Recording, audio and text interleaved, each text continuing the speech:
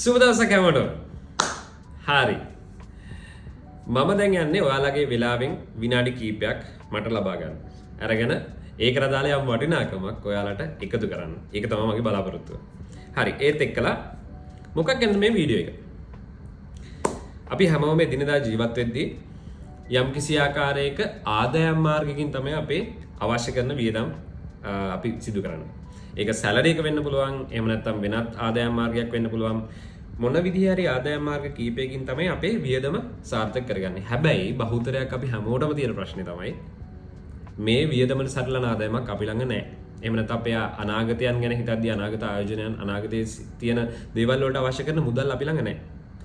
මේකෙදි ඔයා ගොඩක් දුරවට හිතලා ඇති මේ දිනදා අපි නොහිතන දේවල් වෙන්නේ. උදාහරණයක් විදිහට මේ දවස්වල නම් මේ යුද මේ තත්ත්වයන් ඒත් එක්කලා පෙට්‍රල් මිල ගණන් මේ ඉන්ධන මිල ගණන් වගේ දේවල් භාණ්ඩවල මිල ගණන් මේ සියල්ල ඉහළ ගිහිල්ලා මේවත් එක්කලා මේ එන ආදායමට වඩා වියදම ගොඩාක් වෙලාවට වැඩි වෙනවා. මේත් එක්කලා හිතලා ඇති ආදායම් වෙනත් ආදායම් මාර්ගයක් ගැන.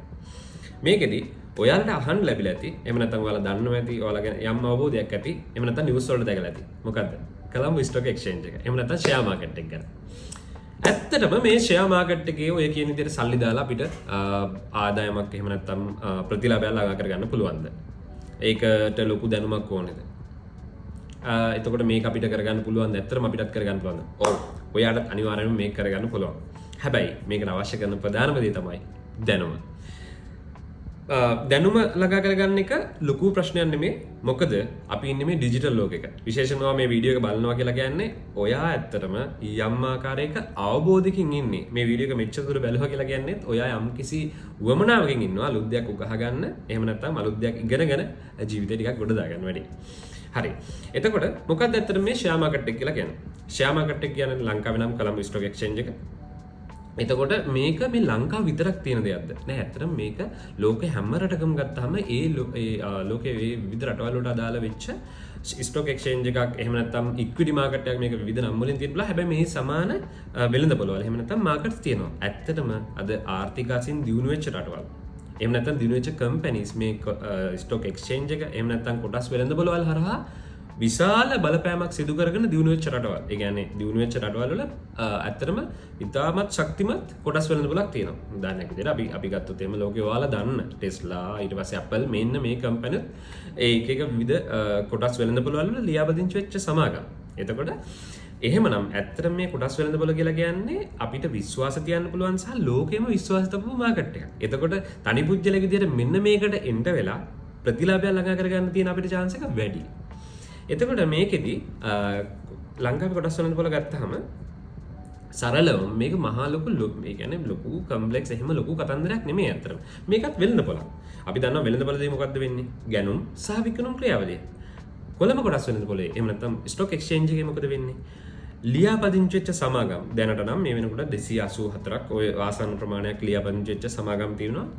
එතකොට මේ සමාගම් වල එක කොටසක වටිනාකම එහෙම නැත්නම් එක කොටසක හිමිකමේ වටිනාකම මෙන්න මෙච්චරයි කියලා නිර්ණය වෙලා තියෙනවා කියලා. ඒ කියන්නේ අපි දන්නවා ඉල්ලුමක් තියෙනවා සහ සැපයීමක් තියෙනවා. ඉල්ලුමට සැපයීමට අදාළව ඒ කොටසට අදාළ වටිනාකමක් නිය වෙලා තියෙනවා. එතකොට මේ වටිනාකමට අදාළ ඔයා කොටස් වෙළඳපොළට ගිහිල්ලා මිලදී ගන්නොත් එහෙම ඒ අදාළ දිනේදී ඒ අදාළ වටිනාකමට ඔයාලට කොටස් මිලදී ගන්න පුළුවන්. එතකොට මේක තමයි සරලම කොටස් වෙළඳපොළදී වෙන්නේ. මේක ගැන ඔව් අපිට යම්කිසි අවබෝධයක් ඕනේ. ඒ කියන්නේ මේකෙන් ප්‍රතිලාභ ළඟා කරගන්න අපිට අවබෝධයක් ඕනේ සහ දැනුම ඕනේ. මේ වීඩියෝ කීපය පුරාවටම අත්‍තරම මම ඒක ළඟා කරලා දෙන්න බලාපොරොත්තු වෙනවා. හරි. එතකොට මේ කොටස් වෙළඳපොළේදී ඇත්තටම මුලින්ම හිතන එකක් තමයි ඇත්තටම මේක ආරක්ෂිතයිද? ඇත්තටම ආරක්ෂිතයි. ඇයි? මොකද මේක ලංකාවේ නම් සිකියුරිටි එක්ස්චේන්ජ් කමිෂන් එක. එහෙම නැත්නම් ලංකාවේ සුරකුම්පත් හා විනිමය කොමිෂන් සභාව කියලා තියෙන රාජ්‍ය ආයතනයක්. එතකොට ඒකෙන් මේකේ ඒ කියන්නේ නීතිමය රාමුව එහෙම නැත්නම් මේක සුපරීක්ෂණය සහ අධීක්ෂණය වෙනවා. මේ දේවල් වලින් යම් වෙනත් ආකාරයේ අයථා දේවල් එහෙම නැත්නම් නීති විරෝධී දේවල් වෙන්නේ නැතුව මේක නිසි පරිදි පවත්වාගෙන යන්න රජයේ ආයතනයකින් මේකේ නියාමනය වෙනවා. ඒ හින්දා මේක ගැන එහෙම බය වෙන්න අවශ්‍ය නැහැ. මේකෙදි අපිට ඊළඟට අවදානමක් තියෙනවද? ඔව්. අවදානමක් තියෙනවා. ඒ කියන්නේ අවදානමක් තියෙනවා කියන්නේ මේක සාපේක්ෂ අවදානමක් තියෙන්නේ. ඇයි ඔයාට සරලවම ගන්න පුළුවන් ප්‍රතිලාභ තියෙන තැන් මොනවද? ඒ කියන්නේ අවදානම ටිකක් අඩු. හැබැයි ප්‍රතිලාභ තියෙනවා. ඒ කියන්නේ මොකද්ද? FD. ඔයාලා ස්ථාවර තැන්පතු එහෙම නැත්නම් සේවිං ඊට පස්සේ මියුචුවල් ෆන්ඩ් කියලා තියෙනවා. ඊට පස්සේ බැඳුම් කර මේ ඒ කියන්නේ බොන්ඩ්ස්, කෝපරේට් බොන්ඩ් මේ විදිහට අහලා ඇති. මේ වගේ අවදානම අඩුයි. හැබැයි ප්‍රතිලාභත් ඒ වගේම අඩුයි. අවදානම අඩු වෙන්න ප්‍රතිලාභ අඩුයි. එතකොට high risk high return, low risk low return. අපි ඒ concept එක දන්නවා. එතකොට කොටස් වල පොලේ සාපේක්ෂව අවදානම වැඩි. මොකද විවිධ හේතුන් මත කොටස් වල මිල ගණන් ඉහළ සහ පහළ යන්න පුළුවන්. හැබැයි හරි දැනුවත්භාවයෙන් යුතු හරි දැනුමක් තිබුණොත් හරි දැනුවත්භාවයක් අපි එකතු කරගත්තොත් එහෙම අපිට මේකෙන් ප්‍රතිලාභ බලා ගන්න පුළුවන්. හරි. මොනවද මේ ප්‍රතිලාභ? ප්‍රතිලාභ ප්‍රධාන වශයෙන් ආකාර දෙකකින් අපිට ලබා කරගන්න පුළුවන්. තව ප්‍රතිලාභ තියෙනවා. හැබැයි ප්‍රධාන වශයෙන් අපි ගත්තොත් එහෙම අපි දෙනවා කැපිටල් ගේන්. එහෙම නැත්නම් ප්‍රාග්ධන ලාභ. ප්‍රාග්ධන ලාභ කියන්නේ මොකද්ද? අපි කොටස් වෙළඳ පොළට ගිහිල්ලා කොටස් වෙළඳ පොලේ අද තියෙන අපි හිතමුකෝ රුපියල් 100ට තියෙන කොටසක් යම් කිසි සමාගමක් අපි හිතමුකෝ උදාහරණයක් විදිහට ගත්තොත් එහෙම කමර්ෂල් බැංකුවේ. මම උදාහරණයකට කියන්නේ කමර්ෂල් බැංකුවේ අපි කොටසක් ගන්නවා රුපියල් 100කට. එතකොට මේක අපි කාලයක් රැඳිලා ඉඳලා ඒ කාලයක් රැඳිලා ඉඳලා අපි හිතමු මේක කොටස රුපියල් 150 වුණා කියලා. එතකොට ඔයා රුපියල් 100ට ගත්තා 150 වෙලා. ඔයා කොටස් 100ක් අකරගෙන තිබ්බනම් කොටස් 100කට රුපියල් 50 ගානේ. කොටස් 100ක් ගත්තා ඔයා රුපියල් 100 ගානේ. 150කට ඔයා විකුණුනොත් එහෙම තනි කොටසකට 50 ගානේ 100කට ප්‍රතිලාභ ලැබෙනවා. අන්න ඒක තමයි කැපිටල් ගේන් එක. ඒ කියන්නේ ෂෙයා මාකට් එකේ ඔයා ඉන්වෙස්ට් කරපු දවසේ ඉඳලා ඔයා විකුණන දවසට ඔයා පස්සේ දවසේ විකුණනොත් ඒ විකුණන දවසේ වෙනකොට වටිනාකම වැඩි වෙලා තිබ්බොත් එහෙම කියනවා අපි කැපිටල් ගේන් එක කියලා. හැබැයි ඒ වගේම තමයි මේකේ අවදානම මේ කොටස් වෙළඳ පොලේ මිල ගණන් පහළට යද්දී ඔයාට පහළ කියපු අවස්ථාවක නම් ඔයාට විකුණන්නේ එතකොට ඔයාට අවදානමක් තියෙනවා මේ 100ට වඩා අඩු වුණොත් එහෙම යම්කිසි ආකාරයක අලාභයක් වෙන්න පුළුවන් ප්‍රාග්ධන අලාභයක් ලැබෙන්න පුළුවන්. හැබැයි ඒක තමයි දැනුම අවශ්‍ය කරන්නේ කොහොමද ඔයා මේකෙන් ප්‍රතිලාභ ලබන්නේ. දෙවෙනි එක තමයි ඩිවිඩන්ඩ්. ඩිවිඩන්ඩ් කියන්නේ මොකද්ද? සමාගම් තිබෙනවා. සමාගම් එයාලගේ මෙහෙයුම්. දැන් උදාහරණයක් විදිහට අපි ගත්තොත් එහෙම බැංකු එයාලා එදිනෙදා එයාලගේ සේවාවන් ලබා දෙනවා. සේවාවන් ලබා දීලා අපි ඉන්ට්‍රස්ට් ඒ කියන්නේ බැංකු ණයට ලබා දෙනවා. ණයට ණය මුදල් ලබා දීලා එයාලා ඉන්ට්‍රස්ට් එකක් ගන්නවා. විවිධාකාර සේවාවන් රාශියක් බැංකු ලබා දෙනවා පාරිභෝගිකයන්ට. එතකොට ඒකෙන් එයාලා ආදායමක් ලබා ගන්නවා. මේ විදිහට වර්ෂයක් පුරාවට මෙයාලා ලබාගත් ආදායම නැත්නම් ප්‍රොෆිට් එක. අපි ප්‍රොෆිට් එක කියලා කියන්නේ එයාලගේ ආදායම වියදම අයින් කරලා ගත්තාට පස්සේ එයාලගේ ප්‍රොෆිට් එකෙන් වර්ෂ අවසානයේදී මෙයාලා තීරණය කරනවා මෙයාලගේ ෂෙයා ස්ටොක් ඒ කියන්නේ එයාලගේ ෂෙයා හෝල්ඩර්ස්ලාට එයාලගේ ෂෙයාස් අරන් දින කට්ටියට මෙන්න මෙච්චර ප්‍රමාණයක ඩිවිඩන්ඩ් එකක් ගෙවනවා. අපි හිතමුකෝ මට කොටස් 100ක් තියෙනවා. එක කොටසකට රුපියල් 10 ගානේ යාලා ඩිවිඩන්ඩ් පේ කරනවා කියලා. මගේ කොටස් 10ක් තියෙනවා 100ක් තියෙනවා මගේ කොටස්. එයාලා ඩිවිඩන්ඩ් එක කොටසකට ඩිවිඩන්ඩ් එක එහෙම නැත්නම් මොනවාද අපිට කියනවා මේ ඩිවිඩන්ඩ්. එතකොට මේ ඩිවිඩන්ඩ් එක රුපියල් 10 ගාන ගෙවුවොත් එහෙම එතකොට කොටස් 100කට දාලා රුපියල් 1000ක ඩිවිඩන්ඩ් එකක් මට වර්ෂ අවසානයේ ලැබෙනවා. හැම සමාගමක්ම මේ ඩිවිඩන්ඩ් ගෙවන්නේ. ඒ කියන්නේ ඒක තීරණය වෙනවා යාලගේ ඒ කියන්නේ මැනේජ්මන්ට් එක එහෙම නැත්නම් බෝඩ් ඔෆ් ඩිරෙක්ටර්ස්ලා යා තීරණය කරන විදිහට එයාලා ඩිවිඩන්ඩ් ගෙවුවොත් එහෙම අපිට ඩිවිඩන්ඩ් ලැබෙනවා. ඒතර මෙන්න මේ ආකාර දෙකෙන් අපිට ප්‍රතිලාභ දෙකක්. ඒ කියන්නේ මොකද්ද? ප්‍රාග්ධන ලාභ සහ ලාභාංශ. එහෙම නැත්නම් ඩිවිඩන්ඩ්. ඔන්න ඔය ආකාර දෙකෙන් අපිට ප්‍රතිලාභ ලැබෙන්න පුළුවන්.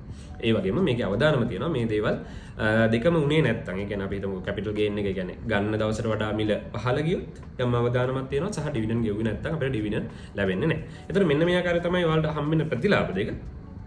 එතකොට මේකෙදි ඔයා ප්‍රධාන වශයෙන්ම ඔයාගේ අරමුණ මේ කොටස් වෙළඳ පොළට එන එකේ අරමුණ තියාගන්න ඕනේ කෙටි කාලීනව ඇවිල්ලා අද කොටස් කීයක් කරගෙන තව දවස් කීපයකින් මේක ලොකු ගානකට විකුණලා මේ ඒ කියන්නේ ප්‍රතිලාභය ලබා ගන්න මේක ඇත්තටම ටිකක් අවදානම් සහගතයි. ඒ කියන්නේ කෙටි කාලීන අරමුණකින් අපි කොටස් වෙළඳ පොළට ආවොත් එහෙම ඒක යම් ආකාරයක අවදානමක් තියෙනවා. අවදානම තියෙන්නේ මොකද කෙටි කාලීනව ගොඩක් දුරට සමහර කලට අලාභ තියෙන්න පුළුවන්. හැබැයි ඔයාගේ අරමුණ දිගු කාලීනව මේකේ කොටස් වල ආයෝජනය කරලා කාලයක් පුරාවට රැඳිලා ඉඳිමින් ප්‍රතිලාභ ලබා ගන්න නම් ඔයාගේ අරමුණ ඒක ගොඩාක් දුරට සාර්ථකයි. ගොඩක් මේ විශ්ලේෂකයෝ කියන විදිහට එහෙම නැත්නම් අපි සාමාන්‍ය විදිහට අපේ අවබෝධය තියෙන විදිහට දිගු කාලීන අරමුණක් නම් ඔයා කොටස් වල තුලත් එක රැඳිලා තියෙන ගොඩාක් දුරට ඔයාට සාර්ථකත්වයට පත් වෙන්න තියෙන හැකියාව වැඩි. ඒ හින්දා ඔයාගේ අරමුණ දිගු කාලීන එකක් වෙන එක අනිවාර්යයෙන්ම වටිනවා. එතකොට මේ කොටස් වල වලට එද්දි ඔයා අනිත් එක තමයි ඉස්සරහට කියන්නේ කොටස් වෙළඳ පොළට ඇවිල්ලා කොටස් වෙළඳ පොලේ ඔයාට තනියම ඇවිල්ලා කොටස් වෙළඳ පොලට ඇවිල්ලා ගනුදෙනු කරන්න ඇත්තටම බෑ. ඒකට ඔයා අනිවාර්යෙන් බ්‍රෝකරේජ් ඒ කියලා කියන්නේ කොටස් වෙළඳ පොලේ ලියාපදිංචි වෙච්ච බ්‍රෝකර්වරු. එහෙම නැත්නම් සමාගම් තියෙනවා වෙනම සමාගම්. ඒ සමාගම් හරහා තමයි ඔයා ඉන්නවා. ඔයා අතරමැද බ්‍රෝකරේජ් කම්පැනි එක තියෙනවා කොටස් වෙළඳ පොල තියෙනවා. එතකොට මෙයා හරහා තමයි ඔයාට මේ කොටස් වෙළඳ පොලත් එක්කලා සම්බන්ධ වෙන්නේ කොටස් මිලදී ගැනීම වෙන්නේ. එතකොට මේකෙදි කියන්න තියෙන අනිත් එක තමයි ඔයා මේකට කලබල වෙන්න ඕනේ නැහැ. අද ගත්තා අද ෂෙයා ස්ටොක් ෂෙයා මේ මාකට් එක ගැන පොඩි අවබෝධයක් ගත්තා. හෙට ගියා ඉන්වෙස්ට් කරා. ඊට පස්සේ ඔයා බලාගෙන හිටියා මේකේ මට ආදායමක් හෝ ප්‍රතිලාභයක් ලබා ගන්න පුළුවන්ද කියලා මේ විදිහට බලාගෙන හිටියා. ඒක ඇත්තටම එහෙම නෙමෙයි. පොඩි කාලයක් අරගෙන මේ ගැන අධ්‍යයනය කරන්න. අධ්‍යයනය කරන්න අපිට රිසෝසස් ගොඩක් තියෙනවා.